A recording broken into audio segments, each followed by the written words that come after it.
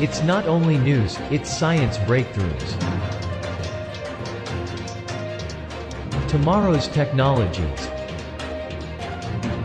Advanced medical techniques. It's a glimpse into the future where we discuss artificial intelligence, Earth and energy, enhanced humans, future society, health and medicine, space, robots and machines. Welcome to Science Bytes with Joe and Craig. Today is Thursday, May 28, 2020. Last week we touched the subsurface of the Earth when we talked about permafrost. This week we're going deep, very deep, off the coast of California. There is something similar to the Grand Canyon called the Monterey Canyon, and it is the deepest underwater canyon on the West Coast. Our story takes place down there. In April 2007, a research ship called the Western Flyer bobbed on the Pacific waters as they lowered a robotic sub into the water. It went down just about a mile. For we surface dwellers, a mile doesn't seem too far, but to get a true sense of a mile converted into depth, let's compare it to the One World Trade Center towering over New York City at 1,776 feet. The robotic sub went down the length of one World Trade Center, then another, and then another, and then another. That is deep, nearly 5,280 feet. It is pitch black at that depth. Photons cannot pierce the water that deep. The pressure is about 500 times greater than the pressure at sea level. Although pitch black and pressure great enough to crush us, there are twinkles of lights here and there. Down this far, animals create their own internal and external light. When in position, the robotic sub turned on its headlights and scanned the ocean floor, capturing an octopus gliding across the rocks. Researcher Bruce Robinson of the Monterey Bay Aquarium Research Institution said she was a purple-gray with a crescent-shaped scar on her arm and a circular scar elsewhere. He explained that the mantle, or the round part, was the size of a healthy cantaloupe with 1.5 foot tentacles. The octopus was a Graneledone boreopacifica. It's a species of octopus that we know very little about. But the scientists were not there for her. After making a note of what they saw, they moved on to business. The team went back a month later and found the same octopus on a rock sitting on 160 eggs. They knew it was her from her scars. The eggs were about the size of jelly beans. The team made a note, knowing this was a fortuitous find as scientists know very little about the brooding period of deep-sea octopuses and now knew her eggs were laid within 30 days. The scientists named her Octomom and quickly became an obsession. They went back 30 days later and found her sitting on her eggs.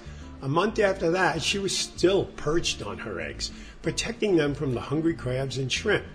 Mother octopuses are very protective of their eggs. If a crab were to try and get her eggs, she would crush them in her strong arms. I just love that name, Octomom. Yeah, I know. That's like so cool. Octomom. Sounds like a game. It does sound like a game. Somebody should make a deep-sea octopus game, Octomom. Yeah. Octomom. The calendar pages continued to fly by, and every month during their work, they always found time to visit her.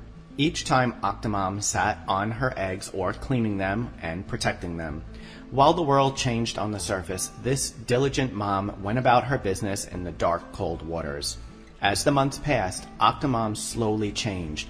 She became pale, she lost weight, her eyes began to get cloudy like cataracts in humans. Most octopuses that scientists know about do not feed while they're brooding. 7 months went by and she still has not eaten at all. Octomom was literally starving herself to death. On the 1-year anniversary, the robotic sub found her again. She looked terrible. Crabs were crawling all around, waiting for an opening to get her eggs.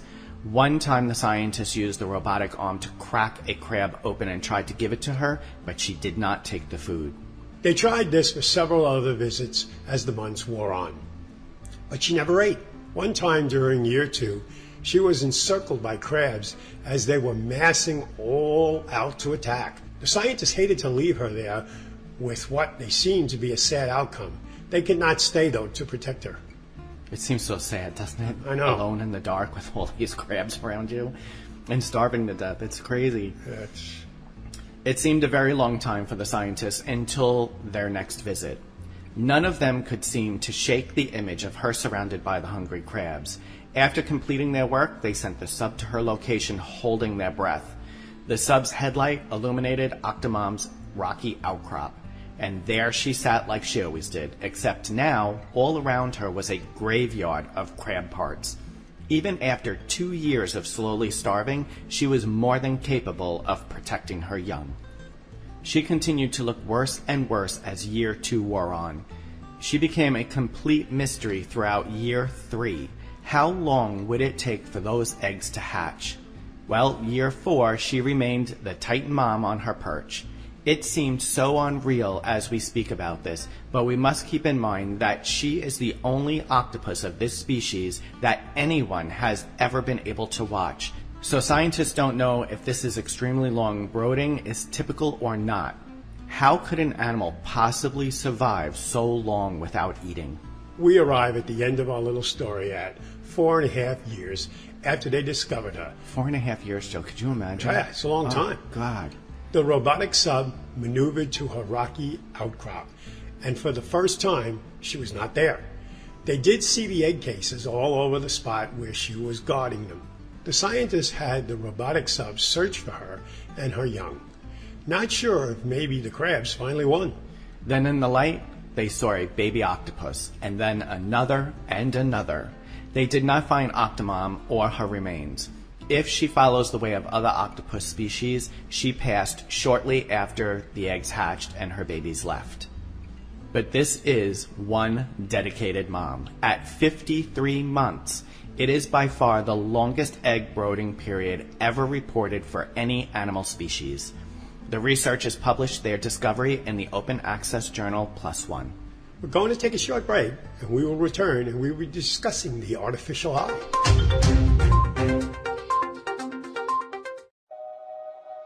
Ignition sequence start. All engines are running. We have taken tremendous steps.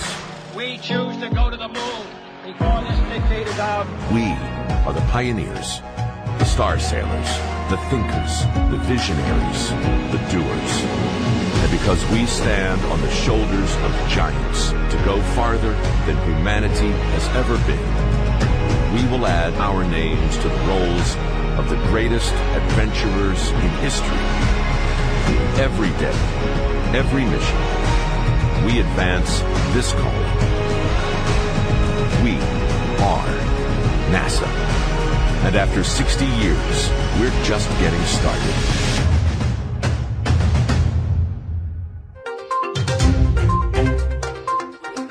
Okay, we're back. Welcome back to the show. The human eye is a complex organ. Scientists have enough theoretical evidence to suggest that the first eye-like structure was a light-sensitive pigmented spot on the skin. Through natural selection, this eye has gone through changes to form the human eye as we know it. Different types of eyes have emerged in evolutionary history, and the human eye isn't even the best one from some standpoints. Because blood vessels run across the surface of the retina instead of behind it, it's easy for the vessels to proliferate or leak and impair vision. Biologists use the range of less complex light sensitivity structures that exist in the living species today to hypothesize the various evolutionary stages eyes may have gone through.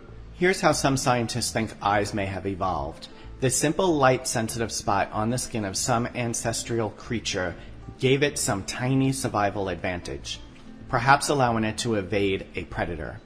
Random changes then created a depression in the light-sensitive patch, a deepening pit that made vision a little sharper. At the same time, the pit's opening gradually narrowed so light entered through a small aperture, like a pinhole camera. Every change had a survival advantage, no matter how slight. Eventually, the light-sensitive spot evolved into a retina, the layer of cells and pigment at the back of the human eye.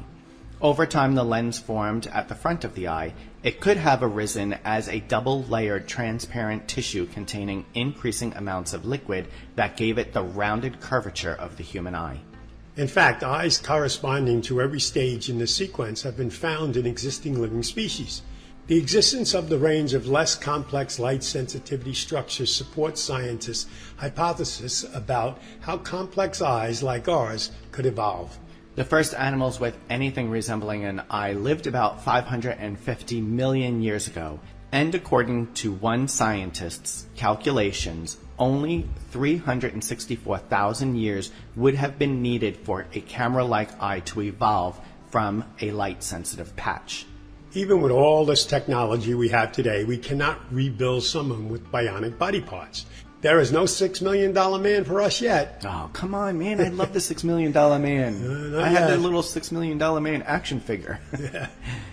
That doesn't mean that we aren't trying. Scientists have created a new artificial eye, bringing cyborgs one step closer to reality.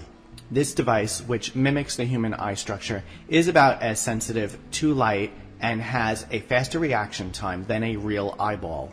It may not come with telescopic or night vision capabilities, but this electronic eyepiece does have the potential for sharper vision than human eyes have.